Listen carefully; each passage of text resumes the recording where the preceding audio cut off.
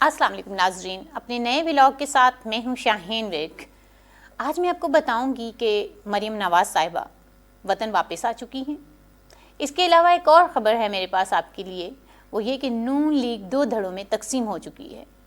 اور تیسری جو بات میں آپ سے شیئر کرنے جا رہی ہوں، نون لیگ پی ٹی آئی کے ایجنڈے پر کام کر رہی ہے۔ تو ناظرین، سب سے پہلے میں آپ کو یہ بتانا چاہوں گی کہ مریم نواز صاحبہ کیا کر رہی تھیں آؤٹ آف کنٹری۔ کیا ان کی سیاسی تربیت ہو رہی تھی؟ میاں صاحب ان کی سیاسی تربیت کر رہے تھے تاکہ پارٹی کی بھاگ دوڑ ان کے حوالے کر سکیں، یا پھر ان کا ٹریٹمنٹ چل رہا تھا؟ یہ تو ہم نہیں جانتے، لیکن ہم اتنا ضرور جانتے ہیں کہ مریم نواز کو واپس پاکستان بھجوانے سے پہلے ان کے لیے ایک نیا عہدہ کریٹ کیا گیا، چیف آرگنائزر کا، اور پارٹی میں ان کو چیف آرگنائزر بنا کر بھیجا گیا، اور چیف آرگنائزر کا عہدہ ان کو دیا گیا، جس بارے میں کہا جا رہا ہے کہ جی as a chief organiser Maryam Nawaz صاحبہ کسی کو بھی پارٹی میں عہدہ دے بھی سکتی ہیں، انہیں عہدے سے ہٹا بھی سکتی ہیں، اور اس کے علاوہ وہ میڈیا سے ٹچ میں رہیں گی، چاہے وہ سوشل میڈیا ہو اور یا میڈیا ہو، ان سے ٹچ میں رہیں گی۔ اور ان ساری چیزوں کو دیکھتے ہوئے یہ لگ رہا ہے کہ مسلم لیگ نون 2023 کے الیکشن کی تیاری کرنے کے لیے فل تیار ہے، اور اسی کے حوالے سے مریم نواز صاحبہ کی سیاسی ٹریننگ کر کے ان کو پاکستان واپس بھیجا گیا ہے۔ حالانکہ ایک چیز ہم سب بہت اچھے سے جانتے ہیں کہ آج تک مریم نواز نے جتنے بھی جلسے کیے ان میں ان کو کوئی خاطر خواہ کامیابی نہیں ملی، ان کو اکثر ناکامیوں کا سامنا کرنا پڑا۔ تو اسی حوالے سے میں آپ کو بتانا چاہوں گی کہ جب نئے عہدے کے ساتھ مریم نواز صاحبہ پاکستان پہنچیں اور ان کا ایئرپورٹ پر استقبال کیا گیا تو وہاں پر کوئی خاص ہجوم نظر نہیں آیا، اتنے زیادہ کارکنان نظر نہیں آئے، اس پارٹی کے لوگوں میں اتنا جوش و خروش نظر نہیں آیا۔ تو ان کو وہاں پر ایک اور جب مریم نواز صاحبہ نے خطاب کیا تو انہوں نے اپنا کوئی نیا ایجنڈا نہیں بتایا کہ وہ 2023 کے الیکشن کے حوالے سے کیا اقدامات کرنے والی ہیں، کیسے اس کی کمپین کرنے والی ہیں، یا ان کو کون سے ٹاسک دیے گئے ہیں میاں صاحب کی طرف سے۔ یہ تو وہ چیزیں تھیں جو ہم کہہ سکتے ہیں کہ جی مریم نواز واپس آ گئی ہیں، وہ اب کن ارادوں سے آئی ہیں۔ ایک چیز تو آپ کے سامنے ہے کہ جی آج لال حویلی کو سیل کر دیا گیا ہے، اور اس سے پہلے بھی اب پی ٹی آئی کے کارکنان کی گرفتاریاں جاری ہیں، انہوں نے اسمبلیاں تحلیل کر کے اپنے ہی پاؤں پر خود کلہاڑی ماری ہے، اور وہ اب بھگت رہے ہیں۔ لیکن دوسری جانب دیکھنے سے یہ بھی لگتا ہے کہ کیا یہ بھی پی ٹی آئی کی طرح انتقامیہ حکومت کی طرف نہیں جا رہے نون لیگ والے۔ یہاں پر ہم اگر بات کریں پارٹی کی، جو میں نے آپ سے دوسری بات کی کہ پارٹی جو ہے وہ تقسیم ہو چکی ہے، تو مریم نواز ابھی وہیں پر تھیں اپنے والد کے پاس، تبھی سے مسلم لیگ نون میں یہ چہمگوئیاں شروع ہو گئی تھیں، کیونکہ پارٹی میں 2 طرح کے لوگ ہیں، کچھ لوگ میاں شہباز شریف کو بہت سپورٹ کرتے ہیں اور کچھ لوگ میاں نواز شریف کو۔ میاں نواز شریف کی پارٹی ہے، میاں نواز شریف کے ساتھ سب لوگ ہیں، لیکن کچھ لوگ پارٹی میں ایسے ہیں پرانے عہدے دوران جو مریم نواز کو پسند نہیں کرتے کہ ان کے اوپر آ کر مریم نواز جو ہے وہ حکمرانی کرے۔ میاں نواز شریف کی ایک الگ بات ہے، لیکن مریم نواز کو ایکسیپٹ کرنا کچھ عہدے دوران کے لیے بہت مشکل ہو رہا ہے۔ یہی وجہ ہے کہ کچھ بڑے جو ان کے عہدے دوران تھے وہ وہاں پہ استقبال میں بھی نظر نہیں آئے، جیسے کہ مفتاح اسماعیل اور شاہد خاقان عباسی۔ چلو میاں صاحب تو اس وقت وزیر اعظم پاکستان ہیں، ان کی غیر موجودگی تو سمجھ میں آتی ہے، لیکن باقی بھی بہت سارے ایسے ان کے M P A M N As جو وہاں پر منسٹر وہاں پر نظر نہیں آئے۔ تو یہ چیز صاف ظاہر ہے۔ اب دوسری بات یہ ہے کہ مریم نواز کو یہ عہدہ اگر دے دیا گیا ہے تو مریم نواز کے پاس جو سب سے بڑا ٹاسک ہے جو بظاہر نظر آ رہا ہے وہ یہ ہے کہ 2023 کے حوالے سے انہوں نے الیکشن کی تیاری کرنی ہے، اور الیکشن کی تیاری ظاہری سی بات ہے گھر بیٹھ کر نہیں ہوگی۔ الیکشن کی تیاری کے لیے مریم نواز صاحبہ کو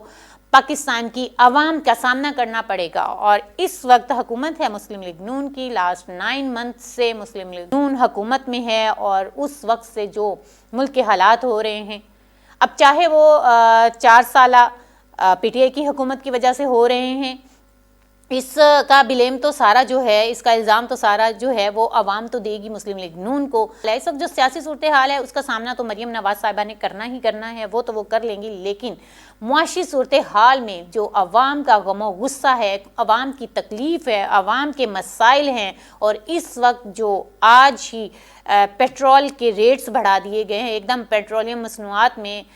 بہت زیادہ اضافہ کر دیا گیا، عوام کے اوپر یہ بھی بم گرا دیا گیا ہے۔ تو ایسی سچویشن میں جب لوگ فاقوں پر ہیں، لوگوں کو ٹریول کرنے کے لیے ان کے پاس کنوینس نہیں ہے، کھانے کے لیے روٹی نہیں ہے، رہنے کے لیے گھر نہیں ہے، گھر میں پانی نہیں ہے، گیس نہیں ہے، بجلی نہیں ہے، اور ایک لمبے چوڑے بلوں کی لسٹ ہے ان کے ہاتھوں میں، تو ایسی سچویشن میں مریم نواز صاحبہ جو ہے وہ کس طرح سے الیکشن کمپین کر پائیں گی اور لوگوں کو کس طرح سے ایگری کر پائیں گی؟ کیا بپری ہوئی اور شدید غم و غصے میں اور تکلیف میں جو اس وقت عوام ہے ان کی تنقید کا سامنا وہ کر پائیں گی؟ کیا وہ اس قدر مضبوط اور اس قدر تیاری کے ساتھ واپس آئی ہیں کہ وہ پاکستانی عوام کا سامنا کر سکیں، پاکستانی حالات میں گھرے ہوئے جو ہمارے بہن بھائی ہیں ان کے سوالوں کا جواب دے سکیں؟ اور کیا ایسی سچویشن پر عوام مریم نواز کے اوپر ٹرسٹ کرے گی ایک بار پھر سے کہ وہ آئیں اور آ کر ہمارے ملک کو مزید تباہ کریں؟ اس وقت یہ تباہی کا لفظ میں اس لیے بول رہی ہوں کہ لاسٹ جو ہے 75 ایئر سے جو کچھ بھی ہو رہا ہے پاکستان کے اندر، تو اس میں مسلم لیگ نون کی حکومت بار بار رپیٹ ہوئی ہے، اور مسلم لیگ نون اور Peoples Party P T I کو یہ کریڈٹ ضرور جاتا ہے کہ انہوں نے 4 سال گزارے اور انہوں نے بھی کوئی کسر نہیں چھوڑی ملک کو تباہ کرنے کی، لیکن اس وقت جو الیکشن 2023 کا الیکشن ہے یہ بہت بڑا چیلنج ہے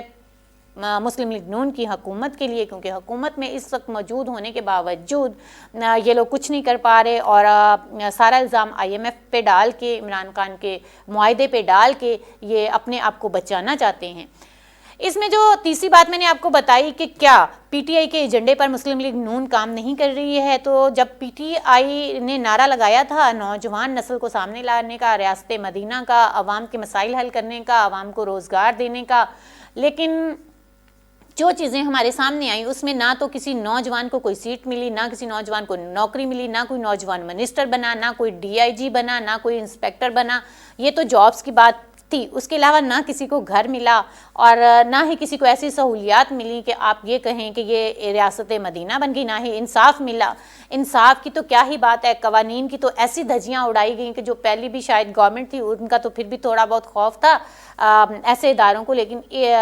پی ٹی آئی کی حکومت میں تو قوانین کی بھی ایسی دھجیاں اڑائی گئیں کہ انصاف تو اب غریب جو بندہ ہے وہ انصاف کو خواب میں سوچ سکتا ہے، انصاف ملنا اس کے لیے اتنا ہی مشکل ہے جتنا کہ کسی کو آپ سمجھ لیں کہ کسی غریب انسان کے لیے کسی بہت بڑے محل کا خواب جو ہے وہ بھی آسان ہے، انصاف اتنا آسان نہیں ہے پاکستان کے اندر۔ تو یہ جو 4 سالہ دور حکومت تھی پی ٹی آئی میں، اس میں انہوں نے جو تھوڑی بہت کسر تھی، جو پہلے ہی حالات بہت خراب تھے پاکستان کے، میں یہ نہیں کہوں گی کہ پہلے حالات بہت اچھے تھے، پہلے ہی بہت خراب تھے، اور باقی ان 4 سالوں میں پی ٹی آئی نے اس کی رہی صحیح کسر بھی نکال دی، اور مسلم لیگ نون کو اگر یہ پتہ تھا کہ حالات اس قدر خراب ہیں تو ان کو حکومت میں نہیں آنا چاہیے تھا۔ تو ایسی سچویشن میں انہوں نے حکومت سنبھالی، تو اب یہ اس بات کا کوئی جواز نہیں بنتا کہ یہ کہا جائے ہر بات کے اوپر جو ہے وہ ہر بات کو پی ٹی آئی کے اوپر ڈال دیا جائے، اور پی ٹی آئی کے اوپر ڈال کر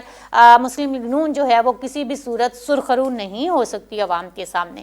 تو یہاں پر اب مسلم لیگ نون نے کیا شروع کر دیا ہے، وہی جو گرفتاریاں پی ٹی آئی نے حکومت میں آتے ہی اپنے ایجنڈے سے ہٹ کر کہ انہوں نے عوام کے لیے کام کرنا تھا، ایک نیا پاکستان بنانا تھا، ہماری نیو جنریشن کو انٹروڈیوس کروانا تھا، ہر ادارے میں کروانا تھا، ان کی جابس تھیں، ان کے گھر تھے، ان کی ایجوکیشن تھی، ان کی ہیلتھ تھی، وہ اس ایجنڈے سے بالکل ہٹ کر جو پی ٹی آئی نے ایجنڈا اپنایا وہ یہ تھا مار لو، پکڑ لو، قید کر دو، باہر نہیں جانے دینا، NRO نہیں دینا، یہ نہیں کرنا۔ تو یہ سارا ایک ایجنڈا پی ٹی آئی نے جو اپنایا، جس کی وجہ سے میں سمجھتی ہوں پی ٹی آئی جو ہے وہ بری طرح سے فلاپ ہوئی ہے، ان کا 4 سالہ جو ریکارڈ تھا وہ اتنا بری طرح سے فلاپ ہوا ہے، اور مجھے لگ رہا ہے کہ اس وقت جو ہے مسلم لیگ نون اپنی کوتاہیوں اور خامیوں کو چھپانے کے لیے اسی ایجنڈے پر عمل پیرا ہے۔ ابھی بھی جی انہوں نے